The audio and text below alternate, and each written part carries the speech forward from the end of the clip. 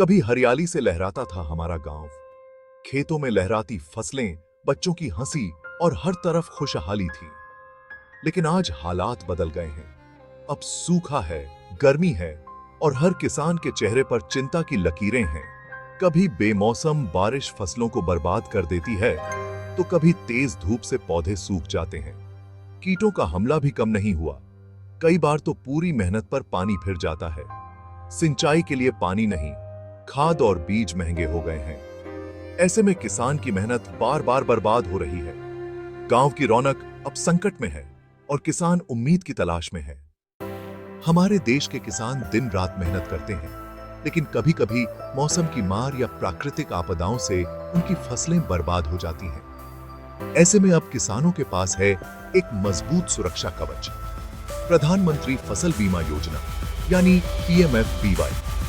यह योजना किसानों को उनकी फसल के नुकसान पर आर्थिक सहायता देती है, जिससे उनका भविष्य सुरक्षित रहता है। अगर फसल खराब हो जाए तो किसान को चिंता करने की जरूरत नहीं। सरकार सीधा उनके बैंक खाते में मुआवजा भेजती है, वो भी बिना किसी झंझट या लंबी प्रक्रिया के। बीमा प्रमाण पत्र मिलते ही किसान को भरोसा मिलता है कि मुश्किल वक्त में सरकार उनके साथ है।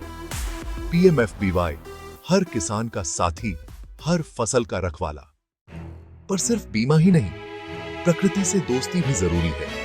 पेड़ लगाइए ताकि पर्यावरण बचे, बारिश आए, जमीन में नमी रहे। पेड़ न सिर्फ छांव देते हैं, बल्कि ये हमारे खेतों और पर्यावरण के सच्चे रक्षक भी हैं। जब किसान खेतों के किनारे पेड़ लगाते हैं, तो ये पेड़ मिट्टी के कटाव को रोकते हैं, जिससे उपजाऊ मिट्टी खेत में बनी रहती है।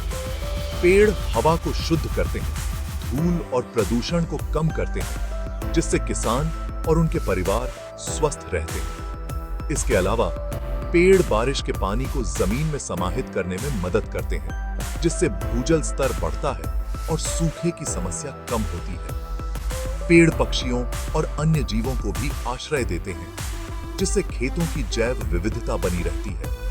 इस तरह पेड़ खेती और पर्यावरण दोनों के लिए अनमोल हैं।